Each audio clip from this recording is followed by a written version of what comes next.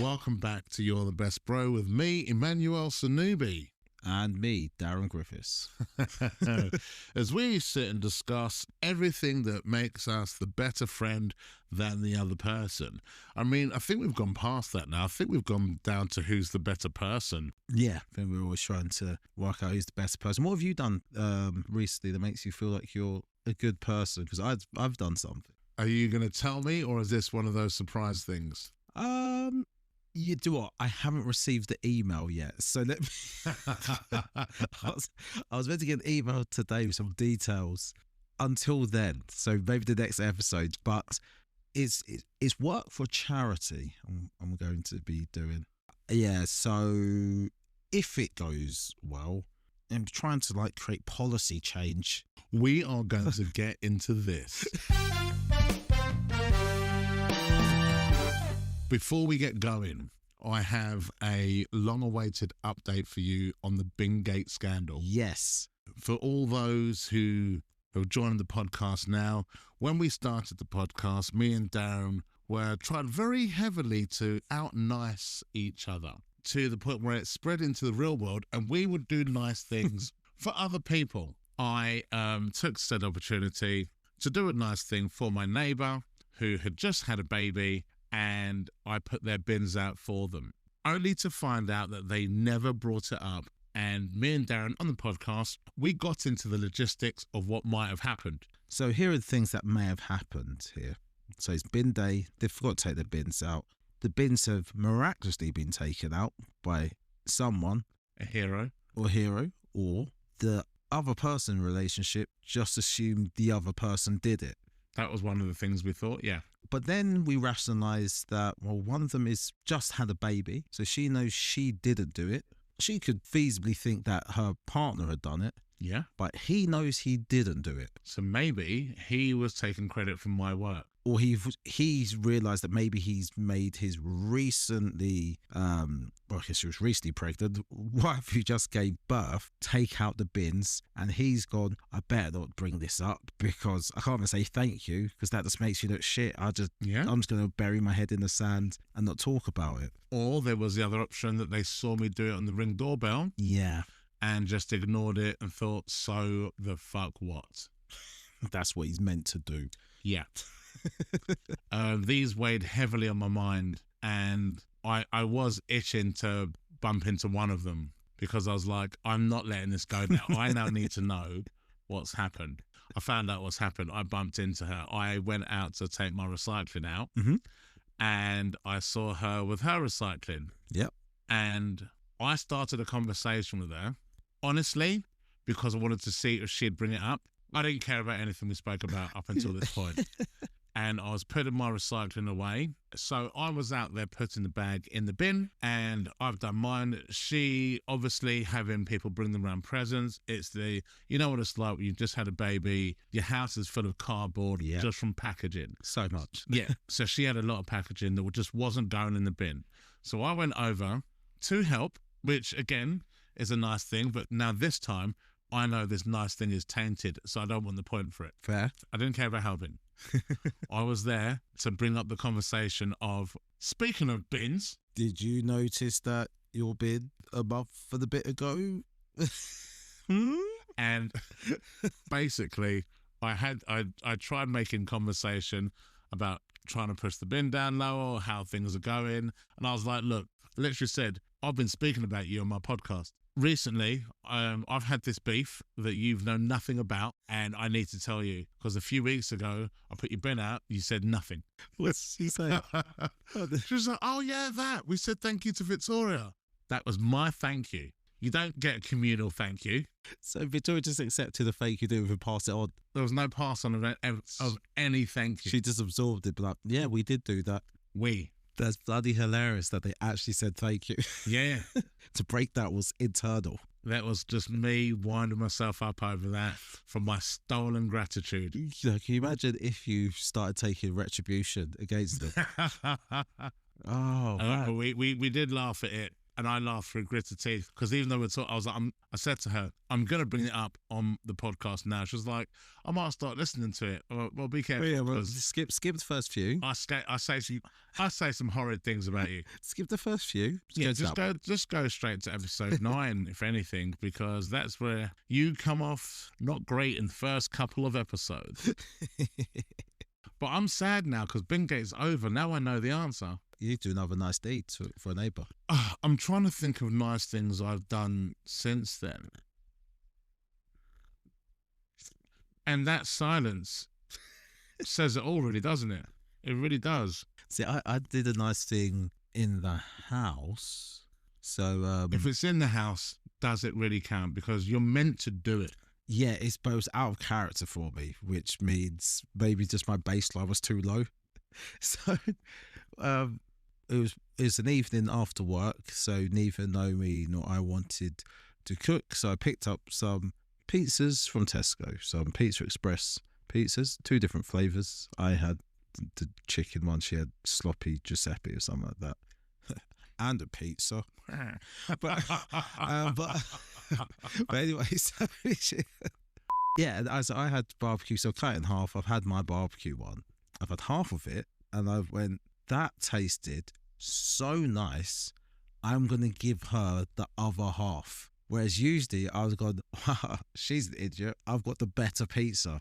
I just ate the lot. But for whatever reason, that day I said, actually, no, I want her to share how nice this pizza is.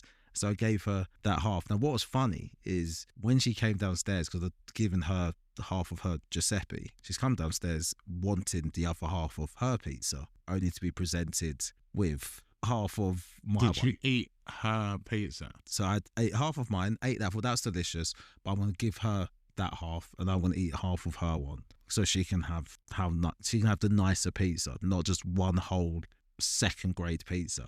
But did she like her pizza? Well, here's the thing. So she comes downstairs and she's like, "What the hell is this?" I was like, "What?" She goes, "I go, oh, I really enjoyed my pizza, so I thought I'd leave you half." She goes, "Darran, we've never done this before. Why have you, I liked my pizza. Why have you eaten half my pizza?" I go, I'm sorry, but maybe you should try my pizza first. And she's like, "Oh no, this is just so annoying. This is really annoying." I feel shit now. I thought I was trying to do something nice. Here's the thing. She then bit into my pizza, didn't say anything. She cut the half in half. She cut in quarters. She ate quarter of the pizza, didn't say anything. Came back, picked up the other quarter of that pizza. I go, "Is it nice?" She goes, "Yeah, it's so much better than my pizza." I was like, there you go. Yeah, but there's no thank you. There's no acknowledgement that I did the nice thing. No. She was just mad that I ate half of her pizza, even though she now realises that there is a better pizza for her to have now. A stubborn thank you is a hard one. A stubborn thank you is the difficult one of the thank yous. Yeah. Where you were in the wrong and what they said was correct. So we had a few of those this week. I'm in Tesco. I'll buy her some lunch that she can take to work the next day. You know, like those wasabi ready meals. I know she likes them. I like them. This isn't where I've experimented. I know you like these. Yeah. So I bought you one of these for lunch. And I'd gone football, hadn't eaten any dinner. I come back from football and there was like some chicken, a bit of protein. Eat that after football. Thought nothing of it. Next morning, she wakes up, comes to the kitchen. She said, "Oh my God, did you just eat that chicken from last night?" I was like, "Yeah, dude, it's in our fridge." So I ate it. Yeah, so I was going to make a salad this morning and you've eaten the chicken. Okay, I'm sorry, but I bought you this wasabi thing that you could have for lunch because I thought you wouldn't want to have to make lunch. Well, she's Darran, today, as you should know, I only get 30 minutes for lunch, so I don't have time to be warming up a wasabi meal and going and eating it. I have to eat it in the classroom. Oh, I didn't know that Wednesdays you only had 30 minutes for lunch. I was trying to save you time. I'm sorry. And she said, "Well, what am I going to make my salad with now? There's cheese." That is not an alternative. Yeah. And she's like, she's like, "God, just," and she couldn't step back and go, "I see what he was trying to do." All she could think about is, I've eaten the chicken and I've ruined her lunch that she was going to make. Sometimes that is all you can see. Like there is tunnel vision for that.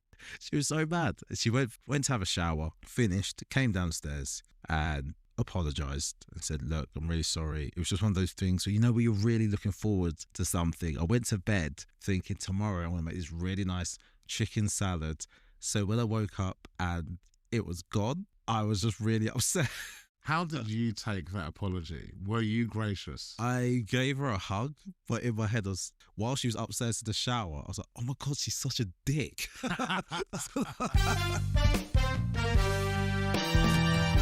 Slowly as this podcast continues, I do realise that we are not great friends, let alone people. I do nice things for people in general, but I've realised how many things really irritate me. Right. So opening doors for people, I'll always do. When they don't say thank you, I do want to throw them through the door. But that's not my worst one. My worst one, have you ever knocked into someone and you go, oh, sorry, mate? Yeah, and they knocked into you. Like you. Yeah. And you're at least both mutually culpable. Yeah. For this. You've both knocked into each other. Yeah. And you'll go, sorry, mate. What they're meant to do is, oh, yeah, sorry, mate. You're meant to say it back. My pet peeve is when you knock into someone and you go, sorry, mate. And they go, yeah, it's all right. Is it? Yeah, I know it's all right. I actually don't. Well, what I want to do is get them back and go, I don't mean the sorry. You are also in my way. You're texting while walking. Yeah. Is that, or making me walk into the road? Yeah. That kills me. Me having to walk into the road and there's no acknowledgement. I've just had to walk to. I'm not a car, Yeah. So acknowledge that I've had to step off the pavement because of you. There's those ones are my pet peeve. Yeah, the door one's massive for me. I still don't know where to pitch it and what to say when they do walk through the door, because I used to give it the whole "you're welcome" and it's like that doesn't really hit enough. I role play. I do the whole conversation, and I'll do it so they can hear it. Like I've literally let someone in, say there's a Boots in Enfield Town. Yeah, I've opened the door, let that person walk in. They said nothing, so I had our conversation whilst walking behind them until they turned around and gave me an awkward look. So I walked in behind them, they said nothing, and I continued the conversation. I'm going, oh, thank you for opening the door. No problem. It's not a problem at all. In fact, it's quite a nice thing to do. It really was. Thank you very much for doing that. Yeah, you're welcome. It's no problem at all. You have a great day. And that's when they turn around. I was like, yeah, that's what should have happened. And then I walk off. What I tend to do now is I'll say, oh, don't worry, I'll work here. I went dad mode on a comedian. Oh, That's in telling him off.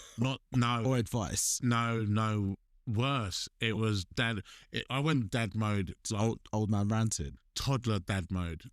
So at a club, this was last week in London, and the organisers come around getting everyone drinks. And he said, do you guys want a drink? And one of the comics, I think he asked for a Diet Coke or something. And if you've got Diet Coke, and the guy went, yeah. He went, I'll have one of those. And I went, please. He went, oh my God. I went, you weren't going to say it because you would have said it. Yeah. And the thing is that as it came up sort of like an uncontrollable burp, that as he said it, and there was that, I let that pause. This is your opportunity. Fill that pause. Yeah. To please. So now there's me again, please. And even now, this guy has to wait for him to say please. Yeah. Then he went, can I have that please? Well, you didn't mean it, did you?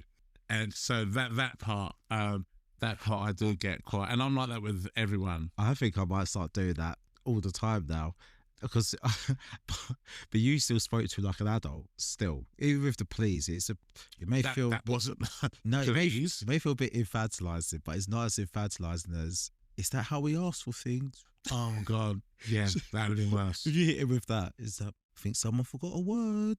Now try that again with all the words. So hit me with this nice thing that you're doing. Okay, potentially nice thing. Hopefully it's, let's will it into existence. So what happened was actually from opening for you on tour. Yeah. I mentioned IVF in my set very briefly, but obviously I've got a whole show on IVF. Anyway, someone messaged me after, goes, oh, it's really good that you talk about IVF. And I go, oh, I'm glad it resonates with you and your husband. I've got a whole show on it if you want to go watch it. Go, no, I've already watched it, and I forwarded it to my friend who runs an a charity for like infertility awareness and stuff. Like, okay, cool. Because yes, I've passed on your details. They'll probably reach out to you. So yeah, no problem. And then they did reach out. So do you fancy just like jumping on a call? I'm thinking, okay, what's this going to be? Hopefully they don't try to book me to do a gig for free. Because you're such a good person. Yeah, that's what I was shaking my head. So it's funny because it's not about the time. I'm willing to give my time for free. Yeah. But I just don't want to gig for free. Does it make sense? Yes, and gigging for free is such a weird one because again, you want to do there's certain like charity gigs. There's certain charities I don't mind, especially because it is quite convenient. Like the Comedy Store, will do charity nights. That's a really easy one to do. Yeah. But there was some of them like if you're like, oh yeah, it's down in Bournemouth. And you want to be supportive. But no, so I was thinking, oh, please don't let it be just me just gigging. So we end up on the call, chatting away, and we shared our stories, and she has like stories. Just I find anyone's kind of fertility journey interesting. But then she goes, "Oh, like, would you want to like work with us?" I go, "Well, it really depends." I always try to be transparent. It really depends what you want to do. Yeah. And she goes, "Oh, like be like an ambassador for the charity." And I go, "Yeah, sure, that could be a thing." She goes, "And we're going to be like doing this talk. So would you be up for like coming along and sharing your story and stuff?" In my head, I was like, it's so funny that I wouldn't be willing to go on stage for 20 minutes and do material, but I'd be willing to spend 2 hours in a room just sat on a panel, just chatting away about the experience. So I said, yeah, I'll come along to that. So I'm donating my time to go along next week to do this talk on infertility. It's interesting though, because if someone asks you to go and gig, you've got to go and be funny.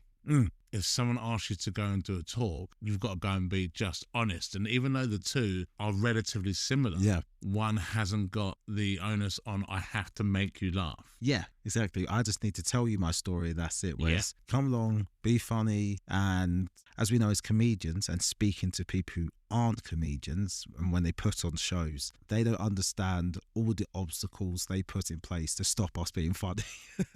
Especially for charity nights. Yeah, so it's like, okay, so what's going to happen? You're going to come on stage, and this is kind of like between the starter and the main course. It's like, okay, as in, well, there's going to be a break. No, they'll be eating, and they can get up and get drinks, and it's like, okay, this sounds horrid. This sounds terrible. So is there a stage? Well, I was thinking like maybe we'll just bring the mic to where you are at the tables. Like this is all terrible. And maybe you could just do one of your little skits. Oh, I love I do like it when they describe it that. Do one of your bits. One of your sketches at the table. Is that I don't think that's going to work. Oh, do you not like the charity? No, that's not what's happening here. I do like the charity. I don't want your night to be dreadful. So, so here's what we can do. Yeah, and but yeah, so it sounds really fun. So I haven't done it yet, but I was waiting for the email for the details to where the venue is and all that stuff. Yeah. But sent over the headshot and bio and all that stuff. So yeah, looking forward to it. I think that'd be nice. It'd be fun. It will feel really good to give that back as well. Yeah. I find that when people message me about the heart stuff, those are the messages I will respond to. Yeah. That's the... Because you can't... Here's the thing. Oh my God. Right. So a lot of this exists in my brain. And I was about to talk about how when people message us on socials, messaging people back. Yeah. Because in my mind, I forget that to some people, I'm the dude off the TV. Yes. So literally, that does not sit in my brain. So what's it called? What's the word for it? Is it parasocial relationship? Not a clue. Where basically it's a one-way relationship. You are just doing your thing, living your life. Yeah. Appearing on TV shows and stuff and just doing your thing. How that occurs to you is I'm sat here, the producers told me to sit here, done that, I spoke to the other panelists. For them though, they've watched you on BBC, Yeah. Then they've watched you on the internet. Then they've listened to your pod, and then they've watched you on QI, and they've watched you on this, and they go, I like Emmanuel, and I saw him here, I know him, I know his story. So when they come to meet you, you're like, hi Emmanuel, my mum had cancer too. You're like, okay, wow, what is that? They throw all these things in because they are 7 conversations into your relationship. Yeah, and you're just like, it's because they'll approach you not even in a comedy context either. You'll be at a petrol station. Some dude came up to me in Audi and told me he was going to get me so wet. Right. And it took me a second to go, what the fuck are you? Oh, I say that, yeah. And there's, but it's being recognised is such a head fuck. Yeah. Because the other day, doing my food shopping, and I was on the phone, and some guy went, sorry, excuse me. And on the phone, I was like, sorry, can you give me a minute? And I got TV ready to go, yes, it's me. So I was literally on the phone. I was like, sorry, because even the person on the phone was like, have you just been recognised? I was like, yeah, just give me, 2 seconds. Yes, mate. And he went, where'd you get your trousers from? And the fact that they heard this on the phone call would made it much worse. I was like, he's asked for trousers because obviously he knows that he meant the trousers that I wore on TV. That's what he meant. But the TV trousers, he definitely recognised me. but yeah, some of the messages that I've got on Instagram. In the beginning, I wanted to reply to every message. I was like, in my head, I was like, how I know when I've messaged people. Like who? What? Who you messaged? Damon Wayans. In a similar Eddie Murphy fashion? No, I learned my lesson from that one. I learned my lesson, and I took a lot of care in this message as well. And he was really, really cool. He liked a reel of mine. Oh, okay. And honestly, when I saw that Damon Wayans had liked a reel of mine, I lost my mind. Of course. I was like, that is so cool. So I followed him, and he followed me back. Nice. Yeah. And I was like, I've got to send a message. But this one I took my time with, because I was like, how do I start this? Yeah. What do I say? This is... So I was like... This is Damon Wayans. This is Living Colour. This is comedy history. My wife and kids. This is everything that I've grown up watching. Yeah. So I was like, how do we start this message? Yo, Damon! I thought too much. I've gone in too strong. Too strong. I've gone in too strong. Don't know him like that. Hey, bro. No, we're not there yet. That's too much, isn't it? Mr. Wayans. Dear Mr. Wayans. No. And I was like, I don't know how to do this. And I thought, just be honest. So I put, of all the years watching you and all the things you've done, hold on, I took a big pause between all the years of watching you. Did you notice that as well? That was creepy as fuck, wasn't it? Let's read that again. Of all the years of watching you and all the years... Damn it.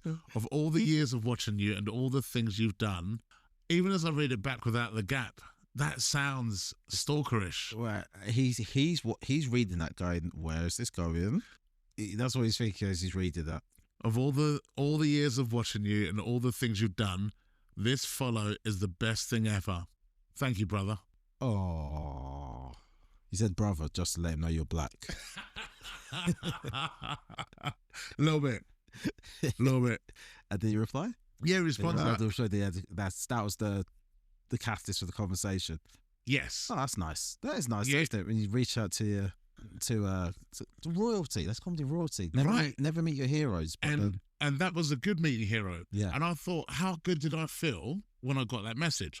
So when I get messages, I want to reply back to them, but I'm like, you arrogant prick. Oh, you think you're... I'm like, oh, come come on. Wise to that. I just remember how good it felt. But when I said it back in my own head, I was like, oh, shut up. But to some people, you go, you're the dude off the TV. Yeah, so imagine at every level, there's always a level above that you think, I'm not there, but people react to you in that way that you are there in their mind. You get messages after gigs of people telling you they like the gig. Yeah. So here's the thing. Those messages, some messages I just flat out won't respond to. Yeah. Because some people like go in at 100%. Yeah. Like they do what I did to Eddie Murphy, and I've learned from that. But the trick sometimes, and this is the gamble. So I'll get some. So for example, did a show in a club, and then I got a message afterwards from this dude saying, "Really enjoyed the show tonight. When are you next back up?" I can't even remember where I was. I was up north somewhere. Yeah. And I was like, "Oh, thanks for coming tonight. Even though it's not my show, but thanks for coming out tonight. Yeah, sure. I'm actually on tour. Dates are on my website. I'll be back in the area." He then replied back with, "Oh, cool. I'll check out the dates." I didn't reply. Yeah. "You're actually going to be in my area around my wife's birthday?" I didn't reply. I was like, cool. Yeah. I think I double tapped it to like it because I don't know what you want to do with that. You're not getting free tickets, dude. Yeah. Like, buy her a present. "Are you married?" That's his reply to me. Are you married? My brain's gone to a certain part of the internet. I'm just like, yeah. And I don't reply. The next day, have you ever been to a sex club? See, this my brain. So you're in the. This my brain went to the right area. Yeah. Yeah. So yep. There's a couple of sex clubs near where me and my wife live that we go to. This is bold, but I feel like anyone who's in that lifestyle is bold because how else do you get people to come along to your things? Then he just went for it. "Would you be up for fucking my wife?" I knew it. That's exactly where my brain went. When I didn't respond, I get, "I'll pay you." Like, that was the issue. Like, some of the messages I've had people say to me, what's the weirdest ones you've had? I had a dude ask if I'd piss on him for money. No, see, I've never had any of those kind of fanatic ones like that. Nothing to the feel. The weirdest message I've got wasn't from a fan per se. So that was someone who somehow managed to get my number. I don't know how. Oh, I did that once. Meta. Yeah.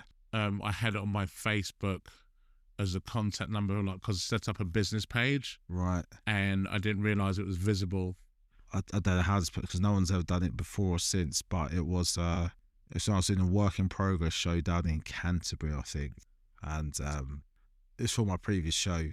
And yeah, they basically messaged me after I woke up in the morning and just had this message on WhatsApp from a number I didn't know. And it just took me ages to work out what was happening. So I was reading the message and it essentially was saying, "Oh, when you're discussing topics such as IVF and so you should be sensitive." And they basically centered themselves in the story, and my story upset them because they were going through something, rather than me actually just telling my story and them listen. And she just wrote this whole thing. I was reading it, going, "Do I reply? Do I not reply?" And I went, "Hold on, wait a minute. This is WhatsApp." How'd you get my number? I was like, "How the hell?" Yeah, that's in my head. So wait, do I reply? Do I ask how she got my number? And I screenshot a picture, and the guy in the picture, I was like, I swear that was the guy who worked at the theatre. So, oh, was it? And in my head, I was like, so has he just given his number to his missus who sat in the crowd to have a rant? This man, the comedian, upset me with his jokes. Oh, babe, message him. But then, so I messaged my agent going, "Look, there's someone from the theatre, I think, is giving my number to someone else." Go, "No, but the theatre don't have your number." So I was like, "What are you talking about?" So we never gave you, they only have our number. So if you was late, they would have to ring us for us. Yeah. I was like, "So how the hell did this woman get this number?" And so I messaged her how to get the number. And so she didn't reply. And I was like, okay, let's just block you then. So, but yeah, I've never had anyone want me to bone their wife or piss on them. Yeah. Or, no. Nothing like that. No. Because some things, though, some people are really nice. And you do get, I've had some really lovely messages from people where it's hit them in the way that I intended it to when I was writing the show. Right, yeah. And those people I'll always reply back to. Of course. This last week, and it will go up at some point, the lady in the front row, the show we've just done in Newcastle, it was one of those shows where you'll never have that same show again.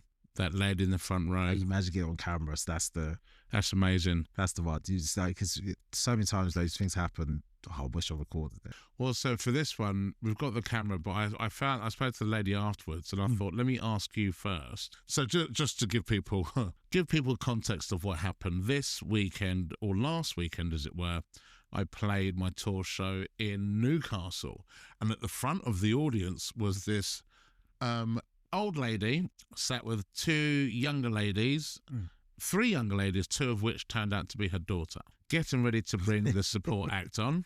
I gestured to the old lady, right, we're going to start the round of applause with you. You're going to spread it around the room. We're going to get your opening act on. Yeah. And I said, right, you ready? And she said, I'm from the Midlands. And I thought, okay, it's not the question that I was asking for. And she said this with a smile on her face, like we're having a different conversation as well. This makes sense. Yeah, like fully, that was the right response. So I said, okay, whereabouts in the Midlands are you from? Because that's pretty vague. And she looked at her daughter, looked back, not really answering, but smiling. And I was like, pretty easy question. And do you know the thing that comedians do when you go, I'm going to warn you, the questions are going to get a bit harder than this? That's the energy that I was going for. Yeah. And then she's looking back at her daughter, looking at me, and her daughter's cracking up at this point. Then her daughter's just gone, she's got dementia. If there was any time for the ground to open up and swallow me whole, because she said it not loud enough for everyone to hear, so I had to now replay what was going on to bring everyone on the same page. And her mum was so much into this show that it became a running thing throughout the show. Of course. And I found them afterwards, and I was like, I'm gonna get the clip for that. Are you happy for me to put it up?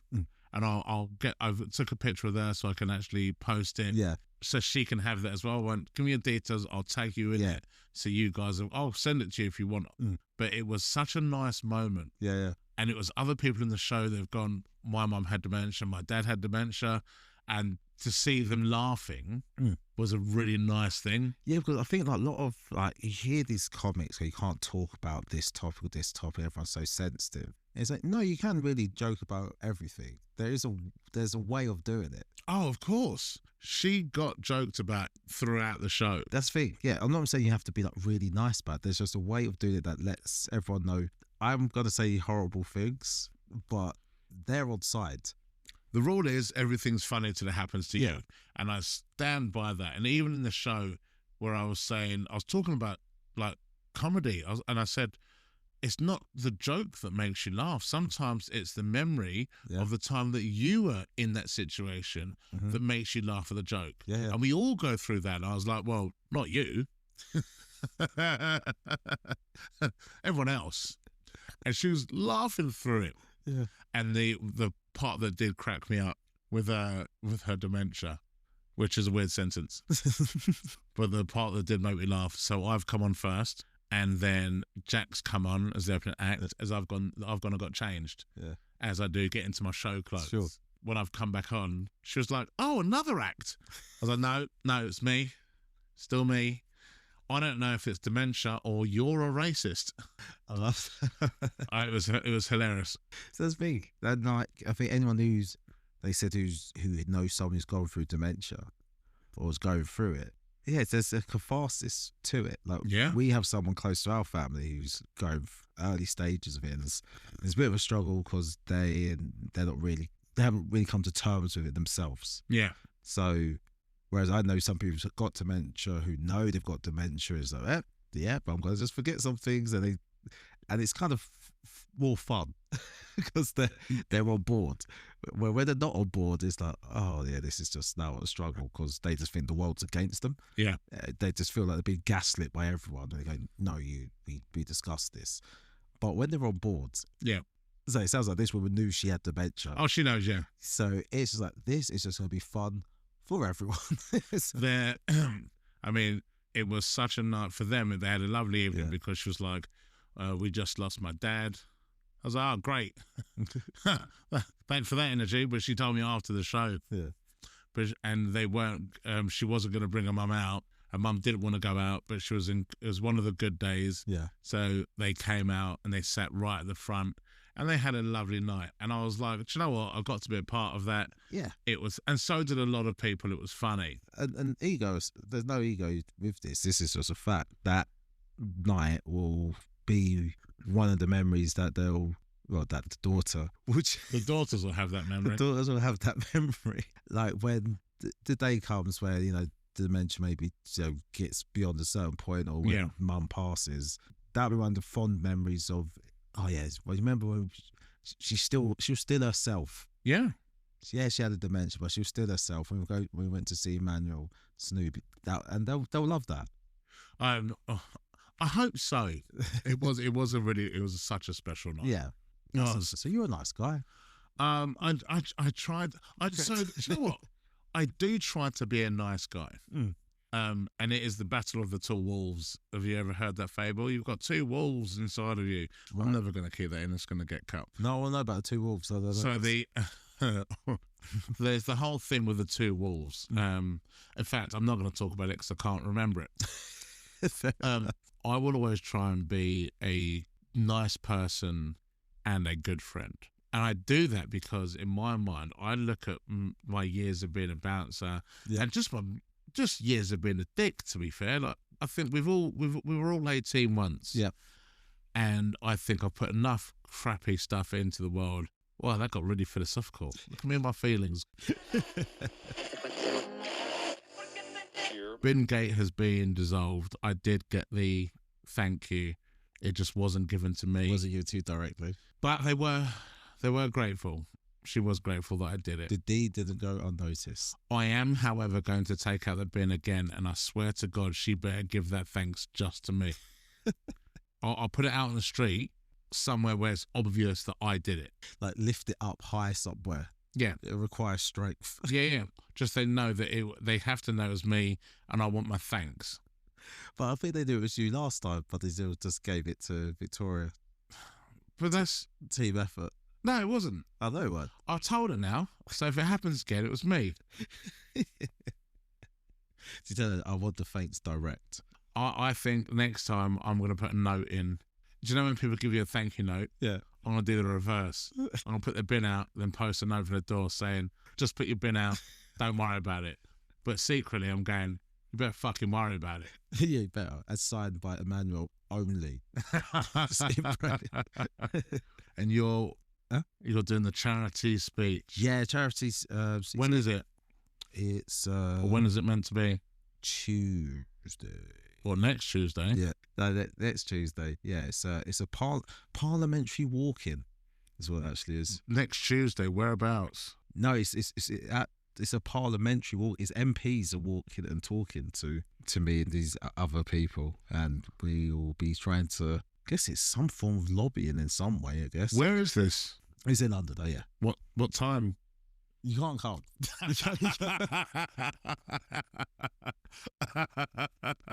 I would have been there in support. One day we'll just do nice things for the sake of doing nice things. Until then, though. Until then, I will destroy you at niceness.